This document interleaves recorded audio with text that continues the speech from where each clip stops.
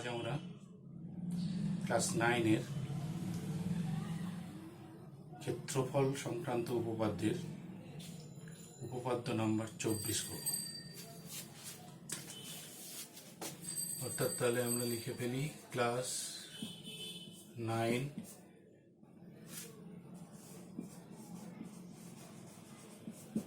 উপপাদ্য 24। 24 নম্বর উপপাদ্যে কি বলেছে?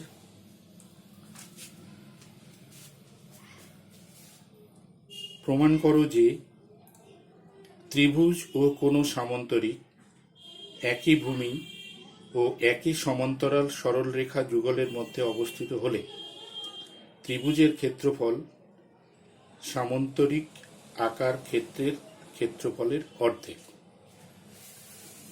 অর্থাৎ এর আগের উপপাদ্য পড়াতে গিয়ে আমরা যেটা বলেছি যে উপপাদ্যের স্টেটমেন্ট আমরা বারে বারে পড়ে বোঝার চেষ্টা করব যে কোন অংশ আমাদেরকে দেওয়া আছে আর কোন অংশ আমাদেরকে করতে হবে প্রমাণ, তাই তো? তাহলে এখানে আমরা দেখতে পাচ্ছি একটা ত্রিভুজ আছে, অর্থাৎ একটা ত্রিভুজ দেওয়া আছে, একটা সামান্তরিক দেওয়া আছে। তাহলে প্রদত্ত হচ্ছে ত্রিভুজ সামান্তরিক। প্রমাণ করতে হবে কি না, ত্রিভুজের ক্ষেত্রফল সামান্তরিকের ক্ষেত্রফলের অর্ধেক। এইবার এখানে শর্ত কি দিয়েছে না, তাদের ভূমি একই হবে এবং তারা একই সমান্তরাল যুগলের মধ্যে অবস্থিত হবে, যেটা এর আগের উপপাদ্যে আমাদের ছিল। এখানে ত্রিভুজ এবং সামান্তরিক আমাদেরকে তাহলে এমনভাবে আঁকতে হবে যাতে তাদের ভূমি একই হয়। দেখা যাক সেটা কিভাবে আঁকা যায়। আমরা চিত্রটা এঁকে ফেলি। প্রথমে ত্রিভুজটা আঁকি।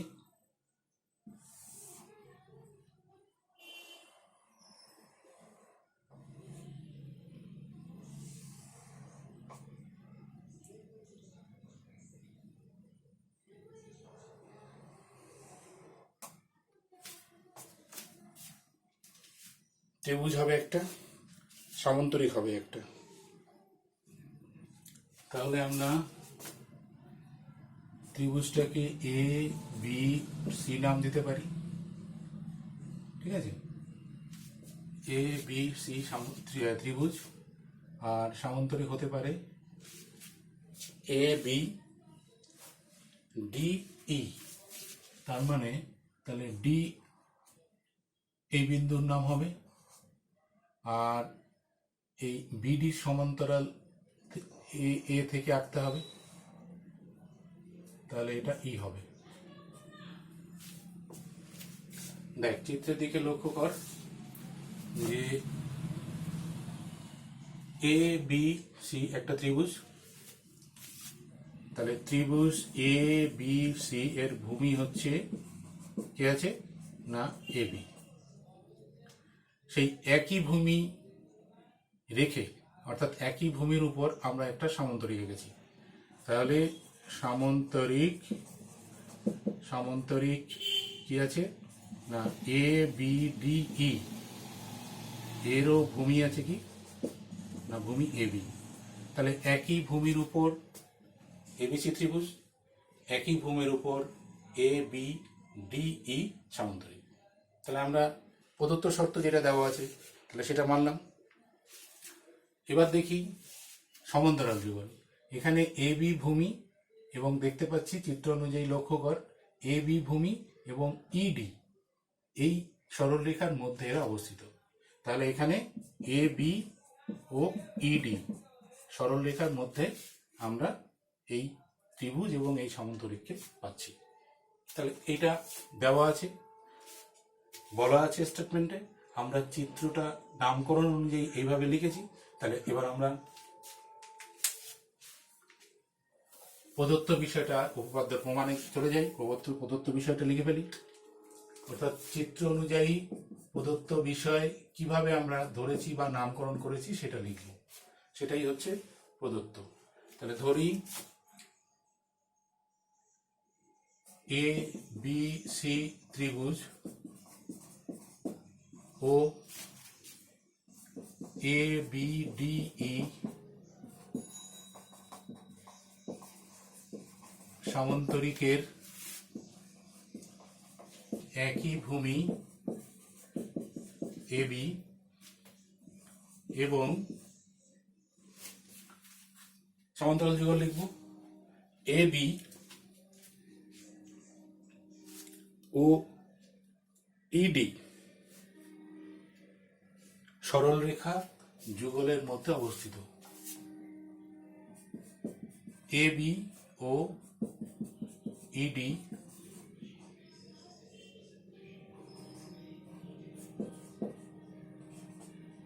সরল রেখা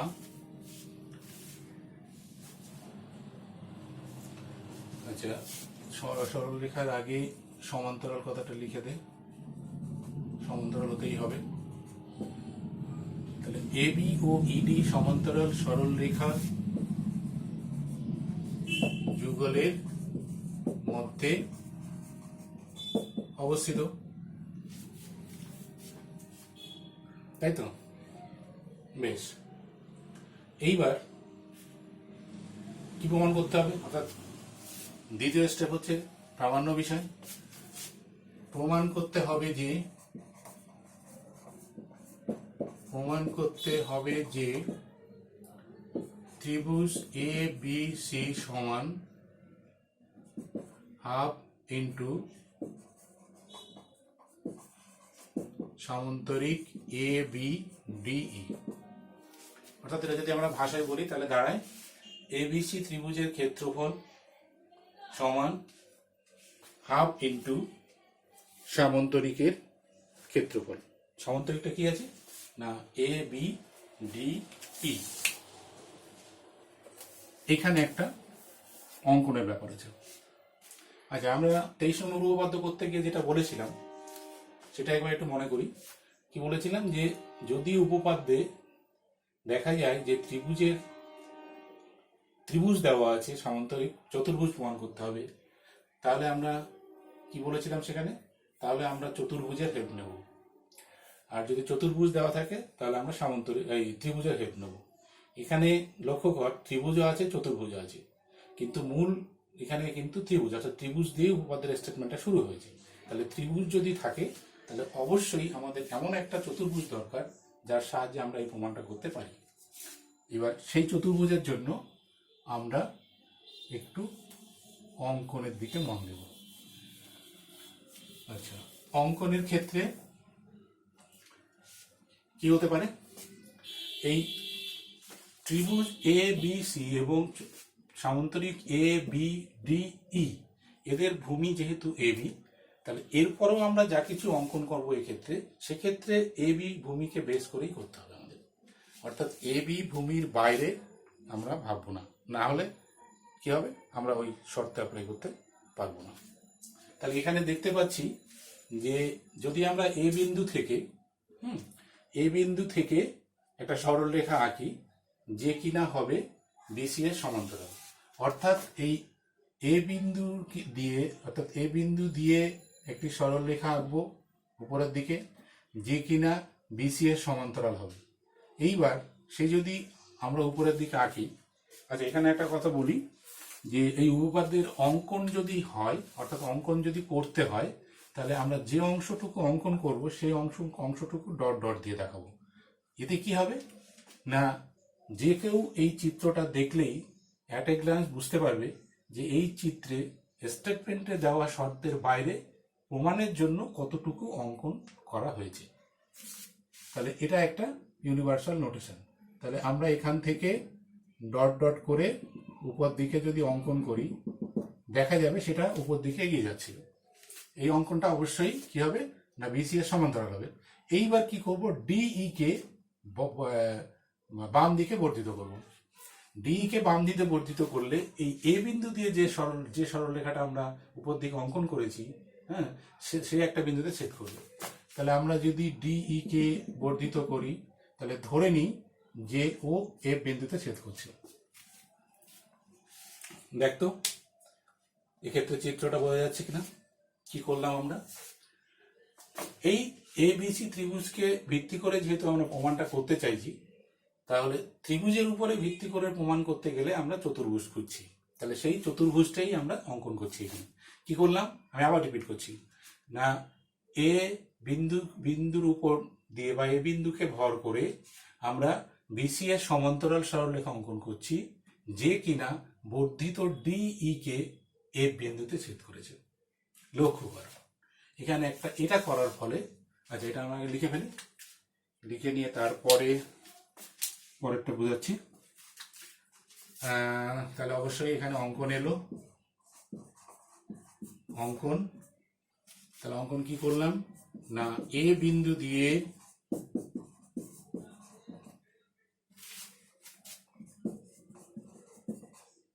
বিসি এর সমান্তরাল, বিসি এর সমান্তরাল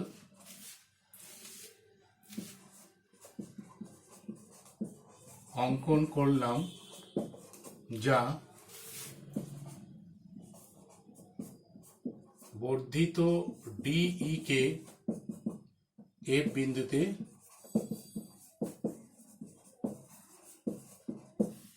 ছেদ করবে বা ছেদ করলো, যাই হোক। এইখানে এইটা করার ফলে একটা ঘটনা ঘটছে, চিত্রের দিকে লক্ষ্য কর। ঘটনাটা কি না, এই যে এ বি সি এফ, অর্থাৎ এ বি সি এফ, এই যে একটা চতুর্ভুজ তৈরি হয়েছে, এই চতুর্ভুজের কয়েকটা শর্ত মেনে আমরা একে তৈরি করেছি। এর ভূমি এবি, এই ত্রিভুজের ভূমি এবি, আবার এ বি ডি ই এই সামান্তরিকের ভূমিও এবি। আর একটা কি করেছি না, এই চতুর্ভুজ অর্থাৎ এ বি সি এফ, এই চতুর্ভুজটা অঙ্কন করার সময় আমরা এই এফ অর্থাৎ এ এফ সমান্তরাল বিসি অঙ্কন করেছি। এর ফলে কি হচ্ছে, এর ফলে কি হচ্ছে না, এই যে নতুন চতুর্ভুজটা আমরা এঁকেছি, এই চতুর্ভুজটা আসলে একটা সামান্তরিক হয়ে যাচ্ছে। কারণ বিপরীত বাহু সমান্তরাল, এই জোড়া তো আমরা এঁকেছি ওইভাবে, অর্থাৎ অঙ্কন করেছি। আর একটা কি না, এবি আর ইডি এরা তো একই সমান্তরাল যুগলের মধ্যে ছিলই। এই ই এফ অর্থাৎ এই যে অংশটুকু এক্সট্রা বর্ধিত করা হলো, সেই অংশটা তো আসলে ডিই কেই বর্ধিত করা হয়েছে। তাহলে এখানে দেখা যাচ্ছে এফ ডিটাও এ বির সঙ্গে সমান্তরাল। তাহলে এই চতুর্ভুজ অর্থাৎ এ বি সি এফ, এই চতুর্ভুজের এ বি এবং এফ সি, এফ এবং বিসি, এই বিপরীত বাহু কি হচ্ছে, সমান্তরাল হচ্ছে। তাহলে অবশ্যই আমরা এখানে কি বলতে পারি যে না, এই নতুন অঙ্কিত চতুর্ভুজ অর্থাৎ এ বি সি এফ, এটা আসলে একটা সামান্তরিক। কেন আমরা একে সামান্তরিক প্রমাণ করতে চাইছি? সামান্তরিক প্রমাণ করলে আমরা 23 নম্বর উপপাদ্যে যদি ফিরে যাই, তাহলে আমরা দেখতে পাবো যে ওখানে একই ভূমি ও একই সমান্তরাল সরলরেখা যুগলের মধ্যে অবস্থিত সামান্তরিকগুলির ক্ষেত্রফল সমান। অর্থাৎ এক্ষেত্রে আমাদের প্রদত্ত সামান্তরিক A B D E R Ankit সামান্তরিক A B C F, এদের একই ভূমি এ বি এবং এরা একই সমান্তরাল যুগল এ বি এবং এফ ডির মধ্যে অবস্থিত। তাহলে এদের ক্ষেত্রফলটা সমান, অর্থাৎ প্রদত্ত সামান্তরিক এবং অঙ্কিত সামান্তরিক, এই দুই সামান্তরিকের ক্ষেত্রফল সমান হয়ে যাবে। যদি সমান হয় তাহলে কি হবে, সেখান থেকে আমরা ত্রিভুজের রিলেশনটা পেয়ে যাব। কেন না, আমরা জানি যে কোনো সামান্তরিকের কর্ণ সামান্তরিককে সমান ক্ষেত্রফল বিশিষ্ট দুটি ত্রিভুজে ভাগ করে, এবং এখানে আমরা সেটা অ্যাপ্লাই করতে পারবো। তাহলে দেখ, আমরা যদি দেখি তাহলে নতুন যে চতুর্ভুজটা পেয়েছি, আমি সেটাকে জাস্ট একটু ইন্ডিকেট করার চেষ্টা করছি। হ্যাঁ, তাহলে একটু বুঝতে সুবিধা হবে তোদের। নতুন চতুর্ভুজ হচ্ছে এটা, আসলে এটাকেই আমরা কি দেখাবো না, এটাকেই আমরা দেখাবো যে এটা একটা সামান্তরিক। তাহলে এবার লিখে ফেলি প্রমাণ।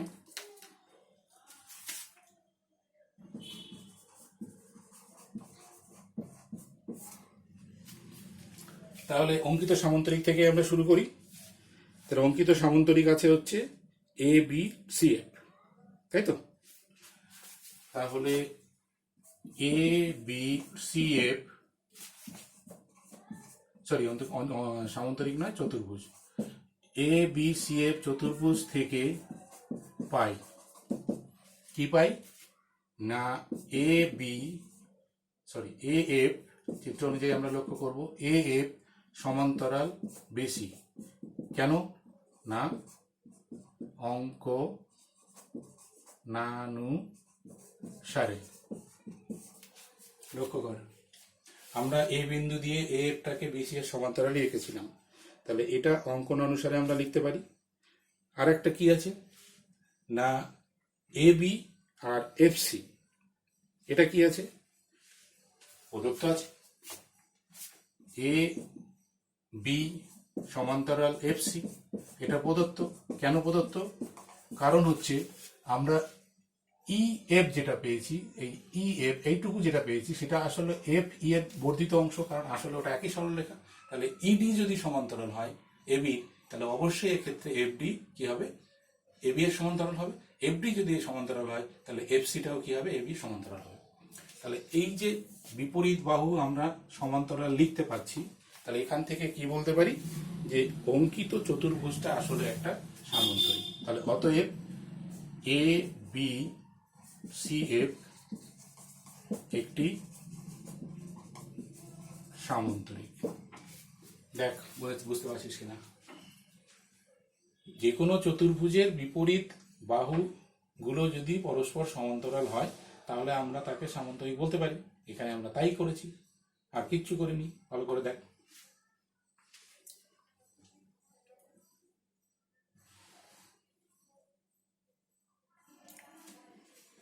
যদি তাই হয় তাহলে এবার আমরা একটা সম্পর্ক পাচ্ছি, যেটা আমরা আসলে এতক্ষণ চাচ্ছিলাম। এটা যদি সামান্তরিক হয়, লক্ষ্য কর যে সামান্তরিক হচ্ছে, প্রমাণ করলাম হচ্ছে এ বি সি এফ একটা সামান্তরিক, আর প্রদত্ত আছে এ বি ডিই একটা সামান্তরিক। তাহলে এই এ B C F সামান্তরিক, A B DE সামান্তরিক, এই দুই সামান্তরিকের একই ভূমি এ বি এবং তার একই সমান্তরাল সরলরেখা যুগল এফ ডির মধ্যে অবস্থিত। তাহলে অবশ্যই আমরা 23 নম্বর উপপাদ্য অনুযায়ী বলতে পারি যে এরা পরস্পর সমান, অর্থাৎ এদের ক্ষেত্রফল সমান। তাহলে আমরা এখানে লিখে ফেলি, কি পেলাম না সামান্তরিক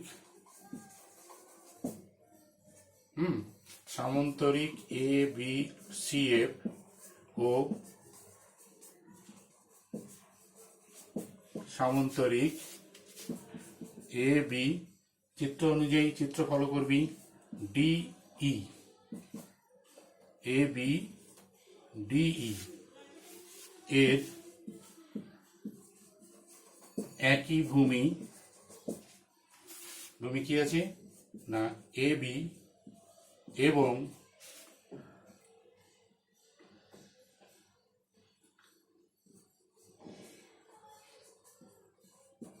সমান্তরাল সরলরেখা A B O F D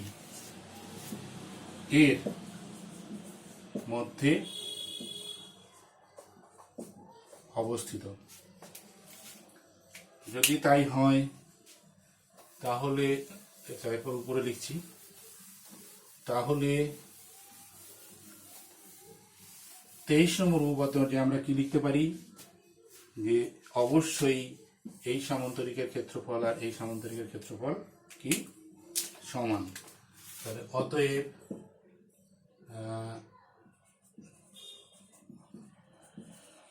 সামান্তরিক A B C F equals to সামান্তরিক কি আছে না A B D E, A B D E. দেখো কি লিখলাম, ভালো করে একবার বোঝার চেষ্টা কর। তাহলে প্রদত্ত সামান্তরিক এবং অঙ্কিত সামান্তরিক আমরা দেখাতে পাচ্ছি যে এরা আসলে সমান। এবার চলে আসি, যদি সমান হয় তাহলে আমরা যদি প্রথম অঙ্কিত সামান্তরিকটা দেখি, দেখ এ বি সি এফ, হ্যাঁ কি আছে, এবার এ বি সি এফ, এ বি সি এফ সামান্তরিকের সামন্তরিকের কর্ণ কে আছে না এসি। এই যে এটাই আমরা চাচ্ছিলাম এতক্ষণে। এই যে এসি কর্ণ, এসি কর্ণ কি করবে, সামন্তরিকের সমান দুভাগে ভাগ করবে। যদি তাই হয় তাহলে এখানে কি বলতে পারি, তাহলে অতএব ত্রিভুজ এ বি সি, মূল ত্রিভুজ, হ্যাঁ, সমান ত্রিভুজ A C F, A C F. কি লিখবি, থার্ড ব্র্যাকেটগুলো লিখতে হবে অবশ্যই, কারণ এটা খুব গুরুত্বপূর্ণ। যেহেতু সামন্তরিকের কর্ণ সামন্তরিককে সমান দুটি অংশে ভাগ করে। দেখ, এই থার্ড ব্র্যাকেটগুলো লিখতে হবে কিন্তু, কারণ থার্ড ব্র্যাকেট প্রমাণ করে যে তুই এটা জেনে বুঝে লিখেছিস।